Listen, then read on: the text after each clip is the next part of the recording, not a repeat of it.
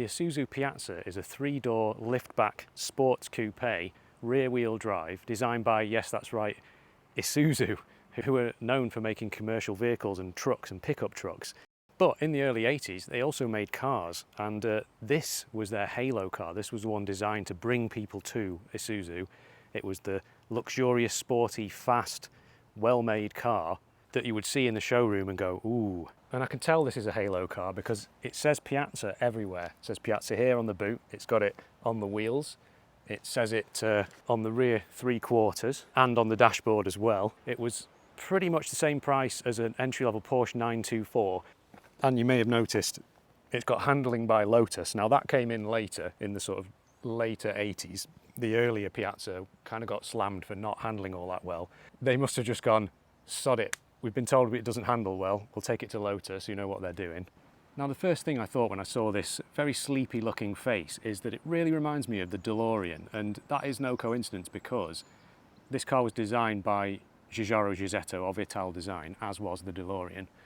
Now this design was first, that slatted grille and the way Isuzu's written across the front. It of course also has pop-up headlights, but they only pop up just a tiny bit, just to reveal the top section of the headlight. But of course it was important to have pop-up headlights then on a sports car because it just looked cool, and it still does. It's just a beautiful looking car. It's got that absolutely brilliant 70s style to it, and as I say, it was designed in the late 70s by Giugiaro, and the concept car, which was called the Ace of Clubs in Italian, it looked pretty much like this. It was that wedgy shaped concept car that were all the rage back then, that I had in the picture books when I was a kid. So it was the first ever passenger car sold in the UK by Isuzu. They'd been making cars in Japan for many years before that. Of course, we had the Trooper. That's the only Isuzu I can really remember car-wise driving around. And then the Piazza, which was just extremely rare and unusual. Now, of course, any self-respecting sports car at the time and now needed to be driven by these wheels at the back, the rear wheels. So check for the Piazza, it does. And in the UK at least, every single one of these cars had a turbocharged 2-litre engine with 150 horsepower. Might not sound like a lot today, but that is a good chunk of power for the early 80s, and this thing could do 0 to 60 in around 8 seconds. Now, if you want a feeling for just how rare this car is, there are exactly 6 of them left on the roads, registered on the roads in the UK. A few more sawn, but the ones actually driving around. So this is 1/6 of all the Piazzas left driving. So it's generally a very nicely designed interior with this centre console, which has a little space on here to rest things while you're not driving. It tapers down very neatly into the handbrake. There are many controls, and they're rather wonderfully placed in these pods to the side of the steering wheel. So everything is to hand in that sort of 80s sporty way, kind of Citroen-like in some senses. And then there's basically no other buttons anywhere except for the power windows and mirror controls. Of course, electric windows, electric mirrors in this car, standard. It's very carpety and comfortable. You know, these seats have got that classic Japanese shape to them that all of the Nissans and Toyotas and Hondas all seem to do. And they are, of course, like bucket seats, and they're very comfortable.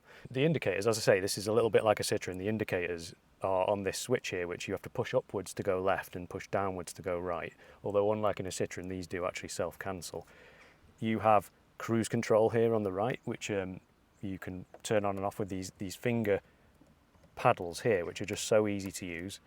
You can adjust the brightness of both the switches and the dials, which is, you know, a level of control that is probably unnecessary but really cool. These pods can actually be adjusted by unscrewing the bottom part of it and then moving it to the side, which is so cool.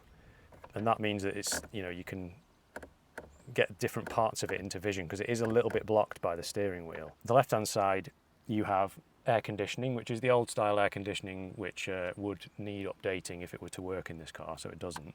This is where you position the air to flow into your face or into the floor, and for your face it has this woman with long hair, flowing hair, and then a very stylish boot. I mean, I guess that's because they were going for the Italian thing with this car, weren't they? Incidentally, Piazza just means town square, which sounds kind of funny when you say it like that, but they were trying to make this car Italian in its feel, but of course it feels very Japanese, really. You've got the rear wash wipe here, again fingertip controls. the rear washer actually has a separate reservoir in the back quarter for filling up that. Now these controls also feel really nice, so when you switch this fan control here, it's just got this excellent quality feel to it. Same with this hot and cold slider. Everything feels quite well made. There's a couple of little kind of bizarre things I've never seen on any other car. For example, this vent here actually pops up out of the dashboard like that to get the flow closer to your face, I guess. And you've got 2 cigarette lighters, one in this door for your driver and one over there for the passenger.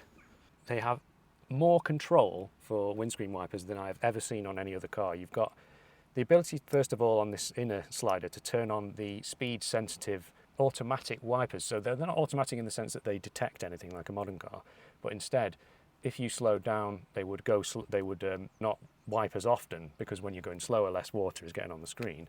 And then as you speed up, they will go a bit faster.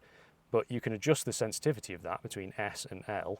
But then beyond that, you've got intermittent, you've then got low, mid, and high as well. So you've got 3 speeds for the wipers as well as intermittent and all the adjustability. And then a little button on the end here for the wash, which activates the single wiper blade with the washer built into the wiper blade, so it comes out of the blade as it washes, which is an excellent feature that you don't even see now on cars. You can adjust the steering wheel up and down like that, but unfortunately on this car the pods don't move up and down with it. Now I'd read somewhere that they do, but apparently not.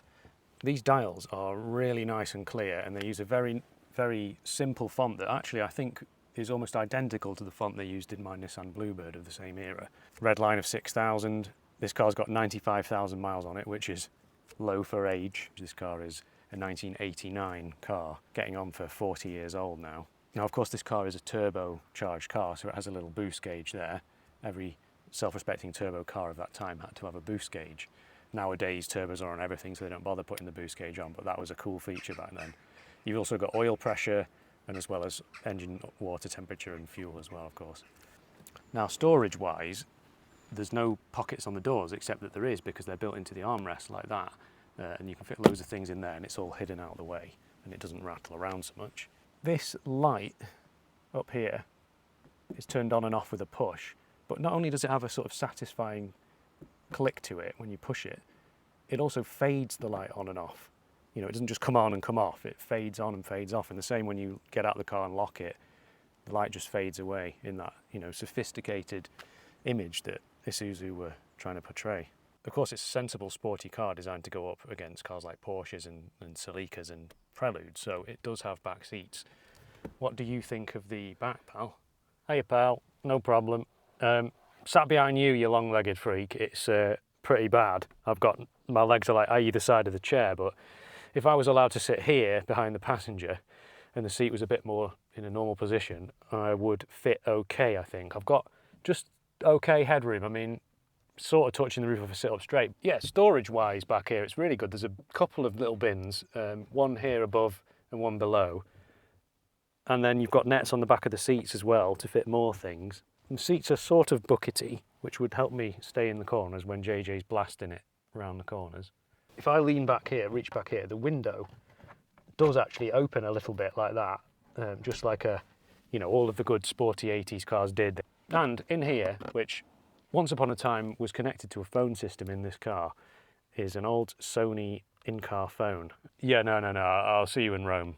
Yeah, I'll be in the Piazza, yeah. Handling by Lotus, actually, yeah. Okay, bye. Okay, it's about time we gave this thing a drive. It's just a piece of cake to drive, like a proper 80s Japanese car should be. Smooth, it's got fairly weighty steering. So what I would say about the ride quality with this car is that it's actually surprisingly compliant and nice. In the bigger potholes and bumps, when you hit them, it kind of crashes into them, but the actual ride quality of the sort of smaller imperfections and stuff are ironed out pretty well, and it sort of lollops along. Even at higher speeds, it just cruises along, and it's a very comfortable car. Now, of course, part of that comfortable ride will be the fact this has got nice big chunky tyres on it. Now, they are on alloy wheels. They look like wheel trims, but they are, of course, that period of time in the 80s where alloy wheels just looked like wheel trims, but a bit shinier. Obviously, it's got that old car visibility, very small pillars, I can just, if I sit up proper straight, I can see the top of the pop-ups, but not really. They're kind of obscured a bit because they're so small. I would say that the indicator is actually probably better than on the Citroen, because it really is like just a tap of a finger left or right, as long as you remember which way, and it does tell you up is left and down is right. That's easy to use. It's a very narrow car. It's like kind of about as wide as my Audi A2, which was sort of a famously narrow car. So although it's kind of a long and sporty looking car, you can nip through traffic and things. So the engine itself was a kind of pretty standard 2-litre petrol engine that they put into some of their other cars that they were selling elsewhere, but they added a turbo to it, and that's what gives it that power, and also an intercooler, which isn't actually a given on turbocharged engines. Not every car has an intercooler. It's got plenty of poke. It's kind of like mid-range shove, you know, like if you were accelerating away on the motorway. Now it will do 0 to 60 in around 8 seconds, which is, for its day, you know, a quick car. Anything in the 80s that could do 0 to 60 in that time was fast. But that belies the fact that it isn't like an off-the-line absolute shove you back and you see. It's just this like mid-range punch that, you know, Saab would have banged on about back in the day. Oh, it's faster than a whatever 911 from this speed to that speed. Well, that's kind of what this car is like. It's got that very usable, almost modern in its delivery. Oh, and it does feel quick. Famously, this car, its handling was by Lotus. I mean, it's plastered everywhere on this car. Originally, in the early 80s, it wasn't. It was not by Lotus, it was by Isuzu, and they did a bad job, apparently. But this Lotus car, with its still got a live rear axle, which is an antiquated form of rear suspension. You know, it's not independent. It's really impressive what Lotus did with it. It's a great car to drive. For its day, it's fairly heavy at 1,250 kilos. I kind of imagined it to be closer to 1 ton, but you know, it's got all these gadgets and tech on it, so it's not a light car, but I mean, it is by today's standards. And you know, the steering, it has feedback, it has communication, got an old school feel to it in the very best way. I don't know how they made the rear end feel like it does, because it doesn't feel like some old-fashioned suspension. It feels modern, it feels really great, and it feels like the back end keeps up with the front, you know, in the corners. I think what it is that makes this car fun is not that it's an absolute precision beast and is like corners flat and is like firm and sharp, and it's the feeling that you get from the way the steering feels in the corners, the way you feel kind of connected to the machine, even though it's not completely clinically dialed in. You know, it rolls a bit in the corners. It's by no means like a modern day sports car, but ultimately, why do you actually want a fast car, a fun car? You want it because you want to feel fun. You want it to feel fun. You want it to feel enjoyable. You want to experience it properly. This car achieves that. As I say, cruising along, it's quite surprising how relaxing this car is. It definitely could have used it back in the day as a sort of Grand Tourer type thing. You know, it's very smooth and comfortable and relaxing, and this has got a louder exhaust on it, but bar that, it's quite quiet. I'll wind that window up. It's, yeah, I mean, 70 miles an hour, 3,000 RPM-ish. Oh, it's a joy. So if this is a good car, which I think it is, why did it not sell that many? Why are there none left now? I think the big problem that Isuzu had back in the day was that Isuzu's a truck company. They were known then for making trucks, as they are now. When someone's going to go buy a sports car that costs, you know, pretty much as a Porsche, or they can buy like, you know, a Celica or a Prelude or a Starion or any of those other competitors, why would you pick a car that was made by a truck company?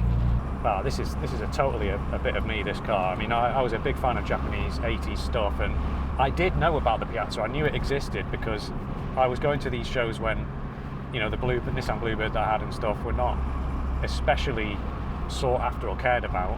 Now they're a bit more, you know, people have more love for them now. And the same was the case for this car. It was, you know, forgotten about, really. To use that YouTube cliche, it is a forgotten classic, isn't it? There's a few reasons I think that there's almost none of these left. The first is, of course, that they hardly sold any. You're talking like 600 a year for a few years, a handful of years. They also rusted, like Japanese cars often did back in the day. But another big problem was that at some point in time, these cars were like basically worthless, you know, like 500 quid or whatever, and they are rear-wheel drive, turbocharged. So who do you think is going to buy them? Well, somebody who just wants to have a bit of fun and then chuck it away, basically. You know, there was even a drift car at one point, which looked really cool, actually. I tell you what, it turns heads. I mean, it really does get people looking, because they're like, what on earth is that? It's got such a unique and cool look to it. Most people don't remember these. They don't, you know, if they ever did know about them, they'll have long since forgotten. Well, the last time I saw one of these, I think, was about 10 years ago.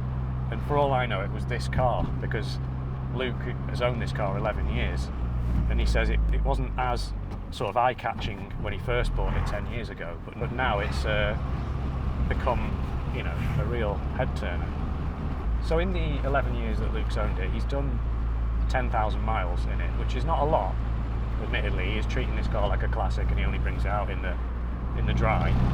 But it has been very reliable. In that time, when he first bought it, the auxiliary belt failed, and that caused the water pump to fail, and that caused the engine to overheat, and he needed to get the head gasket done. But aside from that, it's actually been fine all this time. And yes, buying parts for it, especially for that Lotus side of it, like things like dampers and springs and brakes, that can be hard. So this car, when you brake, it's got a little bit of a judder to the brakes, and it's because finding new discs for it is very difficult indeed. Obviously it's a Japanese car, and it's just really well made, really well engineered and constructed, and the engines are reliable, but they don't do so well when you tune them, apparently. So if you're like trying to turn it into a 200 plus horsepower turbocharged car, you're going to blow the engine at some point. Of course, that's what happened to a lot of them. But if you leave it as stock, it's fine, reliable car. Now, they sold this car through until 1991, and then that was it for the UK. In America, they did actually create another version of the Piazza, which they then sold for another few years, which looked quite different, a lot more 90s. And then that was the end of the Piazza for good.